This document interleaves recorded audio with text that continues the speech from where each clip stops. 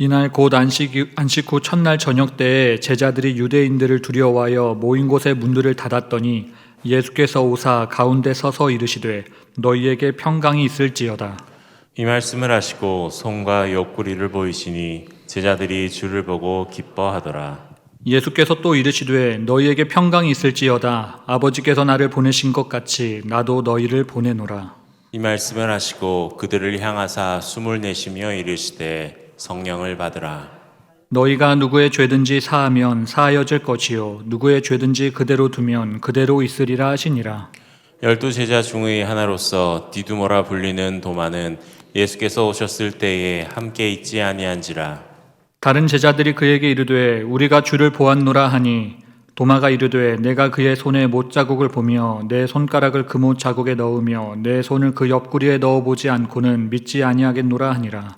여드레를 지나서 제자들이 다시 집 안에 있을 때에 도마도 함께 있고 문들이 닫혔는데 예수께서 오사 가운데 서서 이르시되 너희에게 평강이 있을지어다 하시고 도마에게 이르시되 내 손가락을 이리 내밀어 내 손을 보고 내 손을 내밀어 내 옆구리에 넣어보라.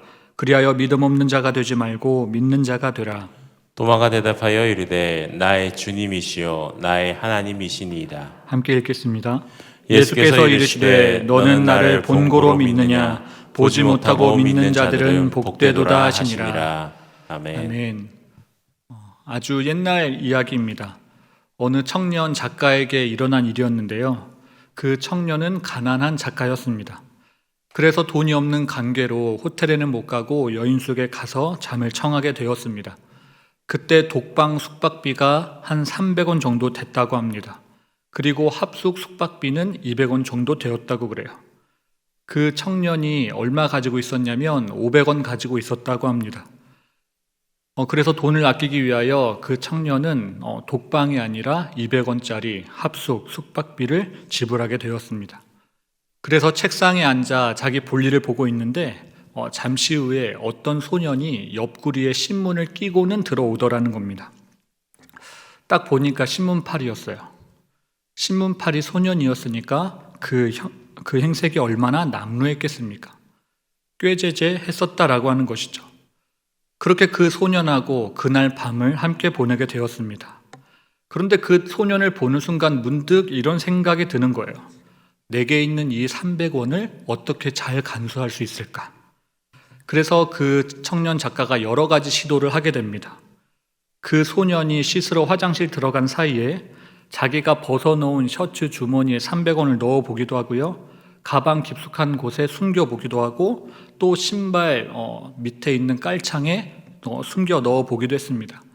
그런데 다 마음에 들지 않더랍니다. 그래서 마지막 방법으로 자기가 읽고 있던 책 사이에 300원을 끼워 놓고는 다른 책과 함께 수건에 싸서 베고 누웠다라고 합니다. 그랬더니 조금 마음이 놓이더래요. 그리고 나서 얼마 후 이제 소년이 화장실에서 다 씻고 나오게 되었습니다. 그리고는 자기가 신문 팔고 번 돈을 바닥에 깔고 하나 둘 세어보기 시작했습니다. 어림잡아 한 1,000원은 되어 보였다라고 합니다. 그래서 그 청년은 그 소년이 이 1,000원이라고 하는 돈을 어떻게 간수할까 하고 잘 지켜보았다라고 합니다. 그런데 그 소년이 너무나도 황당하게 자기가 벗어놓은 셔츠 주머니에다가 그 1,000원짜리 지폐를 그냥 집어넣고 자더라는 겁니다. 그걸 본 청년 마음속에 갑자기 부하가 치밀어 오르더라고 했습니다. 그래서 그 소년에게 이렇게 이야기를 하죠. 너 그렇게 돈을 간수하면 되겠느냐? 누가 가져가기라도 하면 어떡하려고 그래? 그렇게 호되게 야단을 쳤다고 합니다. 그 야단을 들은 소년이 뭐라고 했냐면, 아저씨, 이 방에 아저씨하고 나밖에 없는데 누가 이 돈을 가져간다라고 하는 말입니까? 그렇게 천진난만하게 대답했다라고 그래요. 그리고 이런저런 이야기를 나누는데 그 소년 이야기를 들어보니까 그 소년이 고아원을 나온 지 한 3년 정도 흘렀다라고 합니다. 그러니까 신문팔이 생활을 한 3년 정도 했던 거예요. 그러니 얼마나 달고 다른 인생이었겠습니까? 비록 어린 나이였기는 했지만 세상에 여러 가지 풍파를 다 겪어낸 그러한 소년이었던 겁니다. 그런데 그 소년이 너무나도 순진했던 거예요. 그러한 대화 끝에 소년이 잠에 들게 됩니다. 그 자는 소년의 모습을 보는데 그 청년 작가가 자기 모습이 너무나도 부끄러웠던 거예요. 아무 근거도 없이 그 어린 소년을 의심했던 자기의 모습이 도저히 받아들여지지 않더라는 겁니다. 그래서 자는 그 소년을 다시 깨웠어요. 얘야, 좀 일어나 봐라. 사실은 말이야, 나는 네가 들어오는 순간 너를 믿지 못하고 내가 가지고 있는 돈을 어떻게 숨길까에 대한 고민만 했단다. 그렇게 나는 이런저런 방법을 다 동원했는데 너처럼 순진한 애를 내가 의심해서 정말 미안하다, 그렇게 사과를 했다고 합니다. 그런데 그 소리를 들은 소년이 활짝 웃으면서 그 청년에게 이렇게 이야기해 주더래요. 아저씨가 저를 의심하는 건 당연한 일이에요. 그런데 제가 아저씨를 의심하는 건 해서는 안 될 일이죠. 그리고는 다시 잠에 들었대요. 여러분, 세상에 어리석은 사람들이 정말로 많이 있죠. 믿지 말아야 할 것을 믿다가 후회하는 사람도 어리석고요. 그리고 거짓말을 진실이라고 믿는 사람도 어리석습니다. 또 허상을 실상이라고 믿는 사람도 어리석고, 또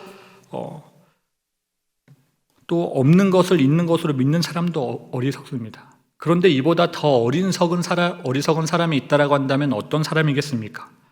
아마 오늘 예화에 나오는 이 청년 작가처럼 믿어줘야 할 것을 믿지 못하는 그러한 사람이 아닌가 싶습니다. 믿어야 할 것을 받아들이지 못하고 의심하며 거부하는 사람 역시 어리석은 사람이라 할 수 있다라고 하는 겁니다. 그런 사람은 그의 평생에 메마른 인생을 살아갈 수밖에 없는 겁니다. 오늘 본문에 나오는 도마는 예수님의 부활을 의심했던 사람입니다. 우리는 이 사실을 너무나도 잘 알고 있죠. 지난 고난주간 특별 새벽 기도회 때 우리 위임 목사님께서 부활의 목격자라는 주제로 이 도마에 대해 설교해 주신 바 있습니다. 오늘은 그 이야기를 조금 더 연장성산으로 이야기해 보려고 하는데요. 안식 후 첫날에 무슨 일이 일어난지 아십니까? 막달라 마리아가 예수님의 빈 무덤을 발견했습니다. 그래서 그녀가 최초의 목격자라고 하는 그러한 칭호를 받게 되었죠. 그리고 제자들에게 달려와서는 예수님의 무덤이 비었다고, 예수님이 다시 살아났다고 그렇게 이야기를 전해 주었습니다. 그래서 베드로와 요한이 예수님의 빈 무덤에 찾아가 그것을 확인해 보게 되었어요. 그리고 그날 저녁에 무슨 일이 있었냐면 19절에 보면 제자들이 유대인들을 두려워하여 모인 곳의 문들을 닫았다, 그렇게 이야기하고 있습니다. 세상이 두려워가지고 문을 걸어 잠가 놓았다라고 하는 거예요.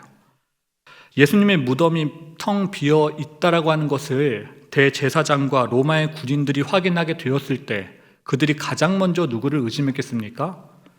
아마 예수님의 제자들을 의심했을 겁니다. 그들이 예수의 시체를 빼돌렸다고 그렇게 생각했을 거예요. 그렇게 예수의 빈 무덤에 대한 그 책임을 제자들에게 물을 가능성이 얼마든지 있었습니다. 그랬기 때문에 제자들은 너무 두려워가지고 문을 걸어 잠그고 숨어 있었다라고 합니다. 이 잠긴 문들이 의미하고 있는 것은 제자들이 지금 두려워하고 있다라고 하는 것이죠. 그들은 이해할 수 없는 예수님의 죽음으로 말미암아 마음의 혼란을 겪었고, 또 주변의 적대적인 분위기에 굉장히 많은 불안감을 느꼈습니다. 이렇게 제자들은 혼란과 그 불안 속에 사로잡혀 있었는데요. 그런데 그날 밤에 바로 이 일이 일어난 겁니다. 안식 후 첫날 그 저녁에 두려움의 문을 걸어 잠가 놓은 그 제자들에게 예수님이 나타나신 것이죠. 그리고 하신 첫 번째 말씀이 뭐냐면 너희에게 평강이 있을지어다 라고 하는 말씀이었습니다. 이 평강이 있을지어다 라고 하는 말은요, 유대인들이 일상적으로 하는 그런 인사말이었습니다. 그런데 제자들은 너무나도 두려워하고 불안해하고 있었기 때문에 사실 제자들에게 가장 필요한 말이 이 말이기도 했어요. 너희에게 평강이 있을지어다. 주님은 이 말씀을 그 제자들에게 해주심으로 말미암아 그들 안에 있던 혼돈과 불안이라고 하는 것을 한 번에 해결해 주셨습니다. 그렇게 그들은 그날 저녁에 부활하신 주님을 만나게 되었습니다.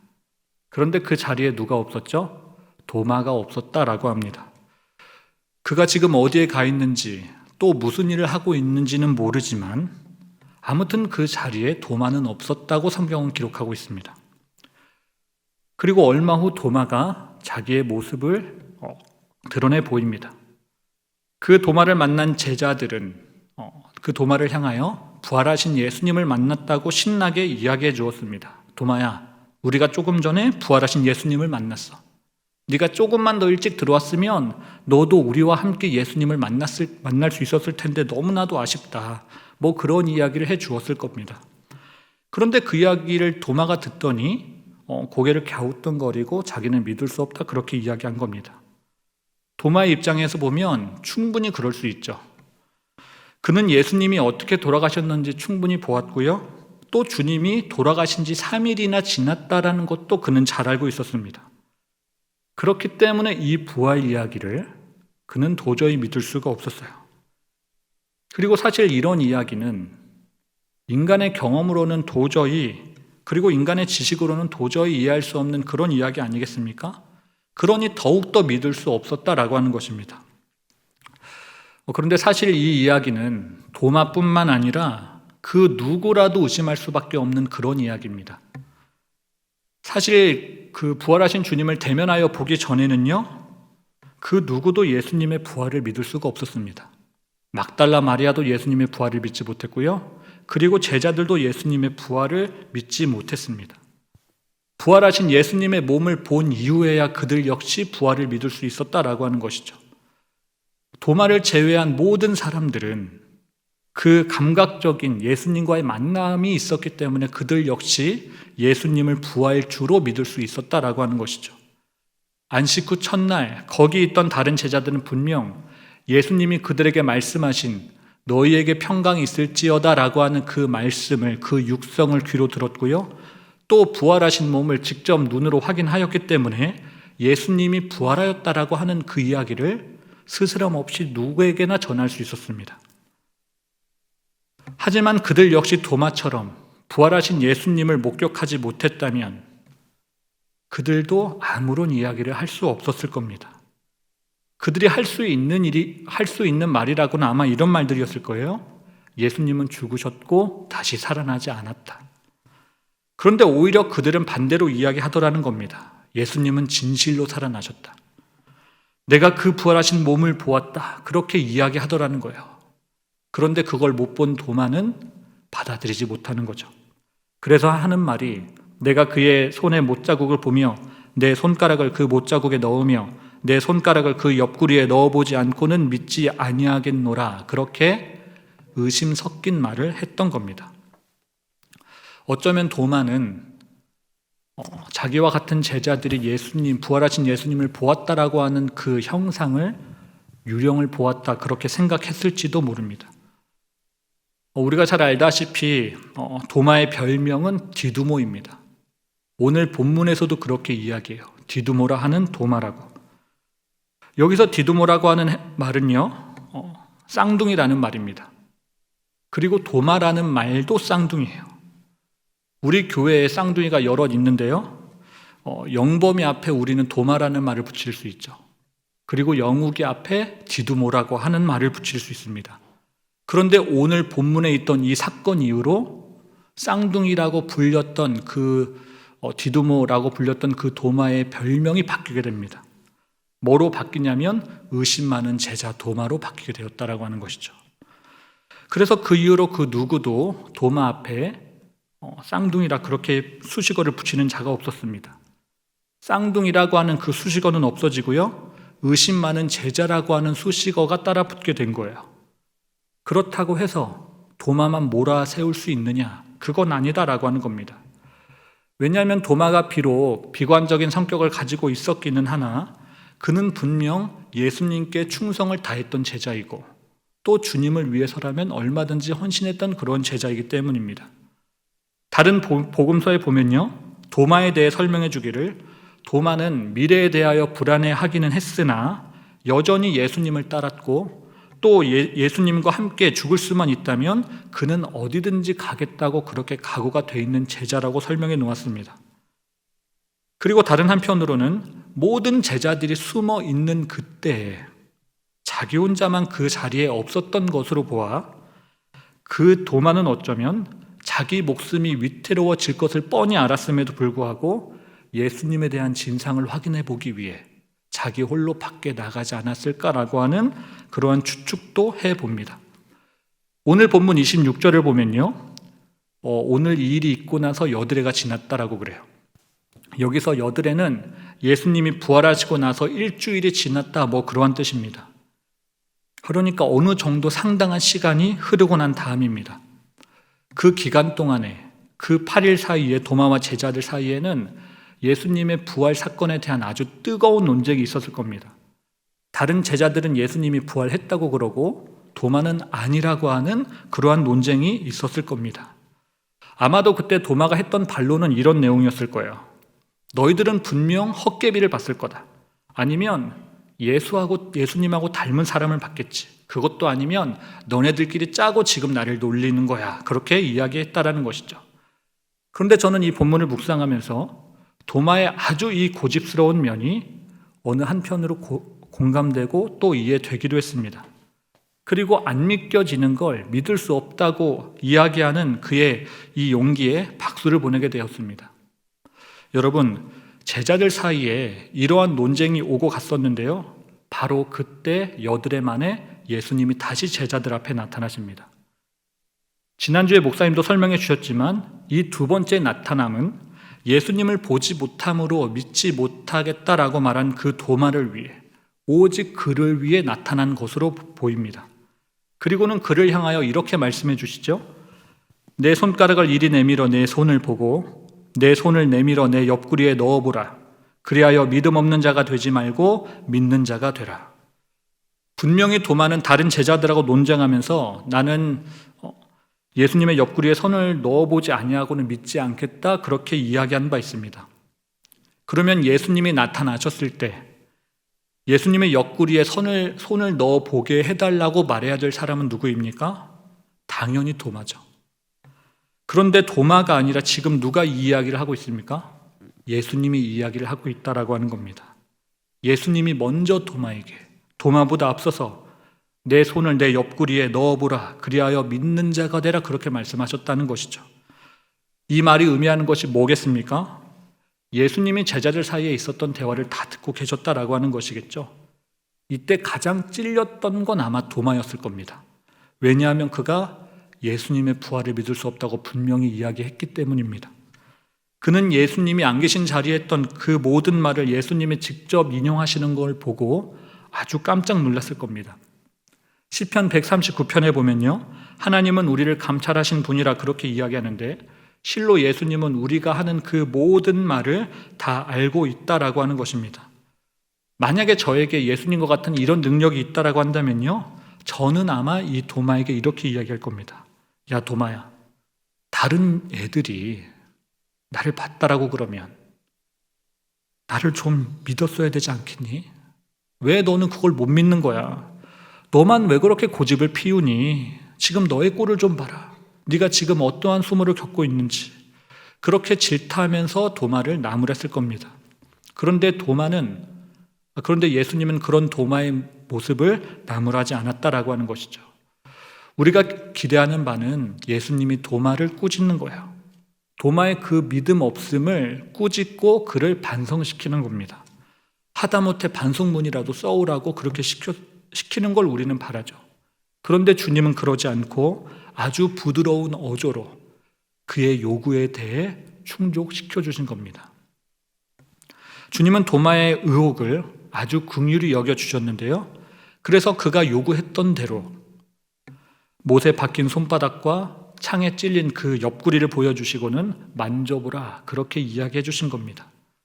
사랑하는 여러분, 예수님은 도마를 정죄하지 않고 이해하고 품어주셨습니다. 이것이 예수님이 도마를 사랑해 주신 방식이에요. 그의 성격이 유치하다고 비난하지 않고요, 그의 눈높이에 예수님이 눈을 다 맞춰주신 겁니다. 우리는 이 대목에서 아주 놀라운 사실을 하나 발견하게 되는데요. 도마의 그 믿지 못하는 그 믿음 없음에서, 그 성품에서 기독교의 진리가 아주 분명히 드러나는 것을 확인해 볼 수 있습니다. 도마가 부활의 증거로 요구했던 것이 무엇입니까? 예수님이 못 박힌 흔적이었습니다. 예수님이 정말 부활했다라고 한다면 예수님에게는 못 박힌 흔적이 있어야 된다라는 거예요. 그걸 도마가 요구한 겁니다. 너희가 봤다고 하는 그 주님이 정말 부활하신 주님이라면 그에게는 실로 고난받은 흔적이 있어야 된다, 그러한 말인 겁니다. 얼마 전에 소천한 이어령 교수님은요, 예수님 믿기 전에 이러한 말을 했다라고 그래요. 그는 어느 교회에서 특강해달라고 하는 부탁을 받고 그 교회 가서 특강을 하는데, 그때 했던 강의 제목이 교회 밖에서 본 교회였다고 합니다. 교회 다니는 사람들은 자꾸 교회 안에서 교회를 바라보며 이야기하는데, 교회 밖의 사람들은 밖에서 교회를 바라보니까 전혀 다른 이야기를 하게 되더라는 겁니다. 이어령 교수님은 그 강의를 시작하면서 먼저 이렇게 말했대요. 나는 예수라는 그 존재가 구원자라는 것을 믿는다. 그리고 만약에 나에게 종교 갖기를 누군가가 원한다면 나는 기독교를 택할 것이다. 그러면서 하는 말이, 그런데도 내가 지금까지 교회에 나가지 않고 있는 이유는 예수 부활의 그 증거로 도마가 요구했던 그 고난의 흔적 때문이다. 예수님이 분명 부활의 증표로 보여주었던 건 고난의 흔적이었는데 지금 한국 교회에는 부활의 증표가 보이지 않는 것 같다. 이 시대 아픔에 동참해서 생긴 그 상처 자국이 한국 교회에 있는가, 그러한 질문을 했다라는 거예요. 세상 살리다가 받은 고난의 흔적이 한국 교회에 보이지 않기 때문에 나는 교회를 다니지 않는다, 그렇게 이야기했다라고 합니다. 그가 교회 밖에서 바라본 교회의 모습은요, 집단화된 이기심과 그리고 거대한 야망, 즉 세속화된 성공주의와 출세를 요구하는 그러한 모습이었다라고 하는 것이죠. 그러한 것들을 나열하면서 그는 교회를 비판했어요. 지금 세상에 교회가 보여주고 있는 건 부활의 증표가 아니다라고 하는 것이죠.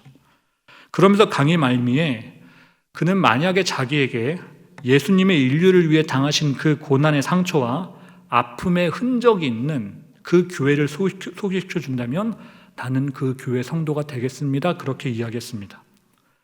이 이어령 교수님의 예수님 믿기 전에 이 시각은요, 현재 교회 밖에서 교회를 바라보는 대다수 사람들의 시각과 동일하다고 생각합니다.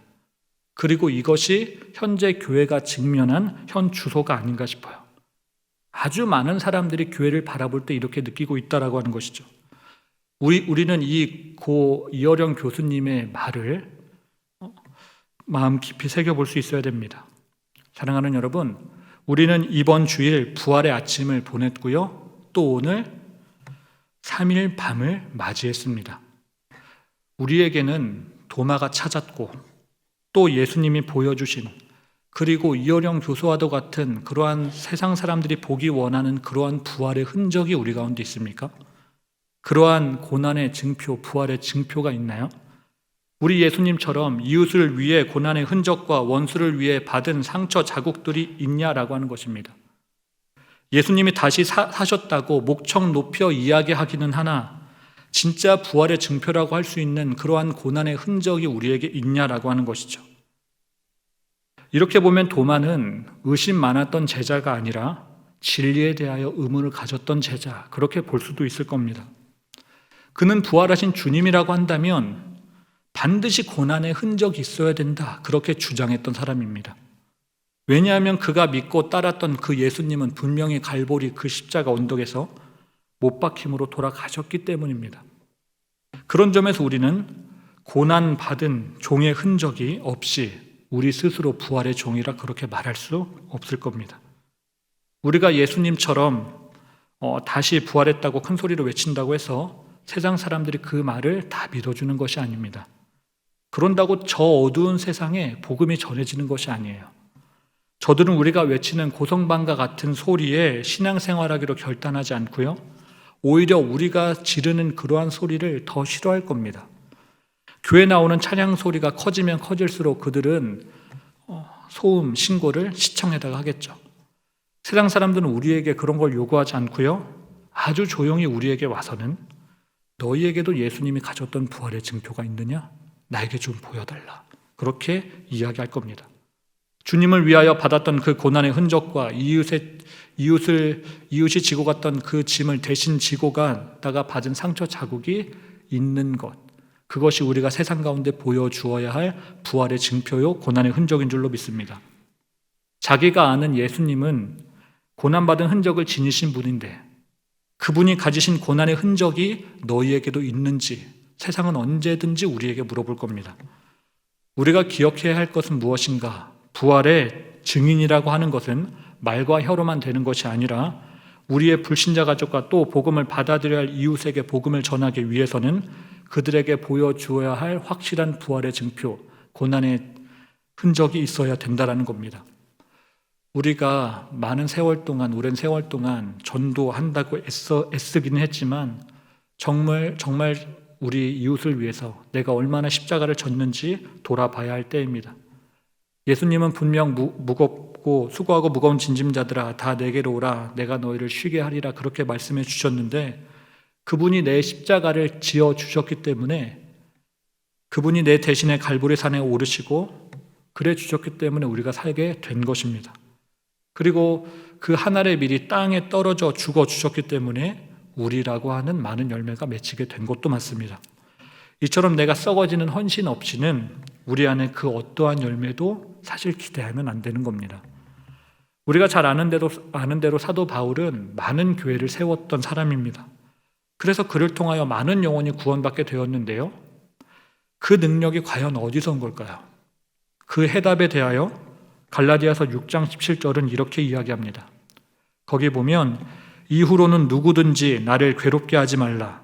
내가 내 몸에 예수의 흔적을 지니고 있노라 그렇게 이야기했습니다. 이것이 바울이 내놓은 해답입니다. 바울이 있었던 그 예수의 흔적, 바울이 몸에 지니고 있었던 그 스티그마, 그 고난의 흔적이 수많은 교회와 영혼을 구원시킨 해답이었다라고 하는 겁니다. 저는 오늘 이 말씀을 묵상하면서 나에게는 과연 어떤 흔적이 있는가 한번 생각해 보았습니다. 나에게는 주님을 위하여 그리고 교회와 이웃을 위하여 받은 부활의 증표가 있는가? 나에게는 어떠한 고난의 흔적이 있는가? 그렇게 한번 찾아보는데 생각하면 할수록 너무 부끄러운 겁니다. 하나님과 교회 앞에 내세울 만한 것이 하나도 없는 거예요. 그래서 여기 있는 제 모습이 초라하고 또 죄송스럽게 느껴지기도 합니다. 내 안에 주를 위하여 당했던 그 고난이 별로 없기 때문에 오히려 이렇게 그걸 강조하기 위하여 더 열을 내서 설교하고 있는지 모릅니다.